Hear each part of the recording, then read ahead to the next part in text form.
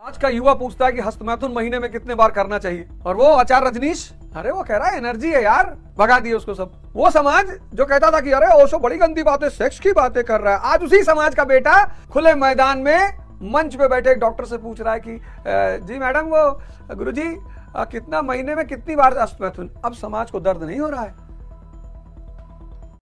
But आप क्या करते हैं, पढ़ाई रुक रुक के करते हैं। थोड़ा सा पढ़ लेंगे फिर छोड़ेंगे, फिर मोबाइल चेक करेंगे, फिर बात करेंगे, फिर कभी खाना बनाएंगे, कुछ करेंगे। ऐसा नहीं करिए, आप कुछ भी नहीं करना है। आपको कम पढ़ना है, कम ही पढ़ो, बस एक बार में करो। ये चीज आज हमको ये इतना पढ़ लेना चाहिए, इतना मैथ्स बना लेना चाहिए, इतना ये बना लेना चाहिए। समझ में आ गया कि नहीं? बहुत सारे चाय की दुकानों पे एक कैरेक्टर होता था छोटू।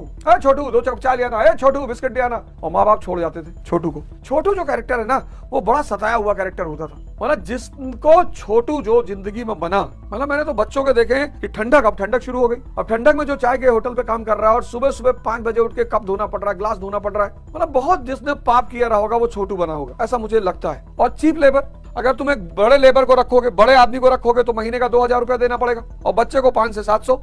तो बच्चों और औरतों का लेबर, बच्चों का लेबर अनस्किल्ड लेबर होता है ना। अब 8 साल के बच्चे को क्या सिखाओगे, क्या ट्रेनिंग दोगे? तो बच्चों का लेबर अनस्किल्ड लेबर होता है, अनस्किल्ड, इसलिए बहुत सस्ता होता है।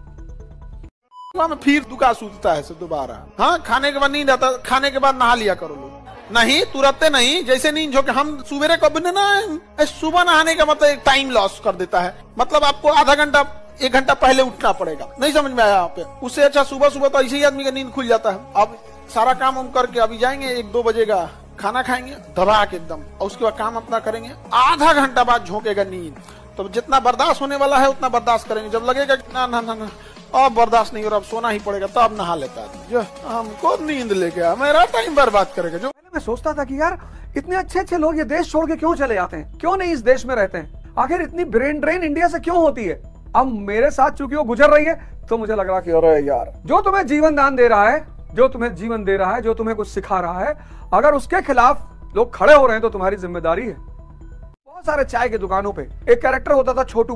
छोटू 2 कप चाय लिया ना, छोटू बिस्किट लिया ना, और माँ बाप छोड़ जाते थे छोटू को। छोटू जो कैरेक्टर है ना, वो बड़ा सताया हुआ कैरेक्टर होता था। मतलब जिसको छोटू जो जिंदगी में बना, मतलब मैंने तो बच्चों के देखे कि ठंडक शुरू हो गई। अब ठंडक में जो चाय के होटल पे काम कर रहा है और सुबह सुबह 5 बजे उठ के कप धोना पड़ रहा है, ग्लास धोना पड़ रहा है, मतलब बहुत जिसने पाप किया रहा होगा वो छोटू बना होगा, ऐसा मुझे लगता है। और चीप लेबर, अगर तुम एक बड़े लेबर को रखोगे, बड़े आदमी को रखोगे तो महीने का 2000 रुपया देना पड़ेगा, और बच्चे को 500 से 700। तो बच्चों और औरतों का लेबर, बच्चों का लेबर अनस्किल्ड लेबर होता है ना। अब 8 साल के बच्चे को क्या सिखाओगे, क्या ट्रेनिंग दोगे? तो बच्चों का लेबर अनस्किल्ड लेबर होता है, अनस्किल्ड, इसलिए बहुत सस्ता होता है।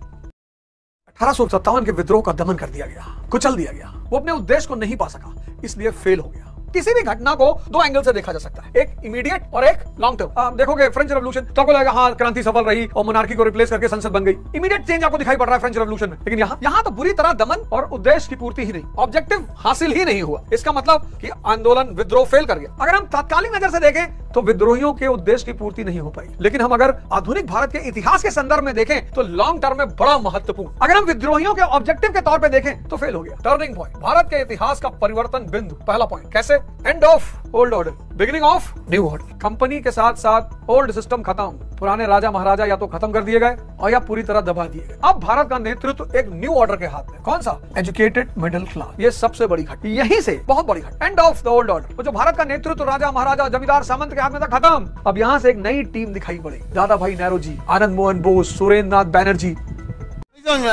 तुम लोग से होता नहीं, जो दहेज लेना इतना तड़पा दो कि समाज में डर हो जाए। भैया हमारा ठीक ठाक संस्कार ही चाहिए, हो ही ना ये दहेज वाला। खैर अब हम लोग के हाथ में वो चीज नहीं है, आप लोग इसको करना। लेकिन जो दहेज नहीं ले उससे नहीं लड़ना चाहिए। शोषण करना है तो भय बनाकर रखना है, ये नियम है। जब शोषण करना है तो भय बनाकर, भय और दूरी दोनों। अंडरवर्ल्ड किस पे चलता है? भय पे ही चलता है। शासन किस पे चलता है? भय पे ही तो चलता है। जो आप डीएम से मिलने आते हो, प्रोटोकॉल की बात होती है, बहुत जरूरी चीज होती है। कभी आपको लगता होगा प्रोटोकॉल गलत बात है, एकदम सही चीज है। भगवान इसीलिए आपका विशेष है क्योंकि वो आपको मिलता नहीं। जिस दिन भगवान सबके लिए अवेलेबल हो जाए, गॉड, जिस दिन गॉड सबके लिए अवेलेबल हो जाएगा, उस दिन गॉड की महत्व खत्म, माइनस। पानी फ्री था, देखो क्या किया लोगों ने पानी के साथ। हवा फ्री थी, देखो क्या किया लोगों ने हवा के साथ। जो चीज फ्री थी लोगों ने उसके साथ बड़ा बुरा व्यवहार किया।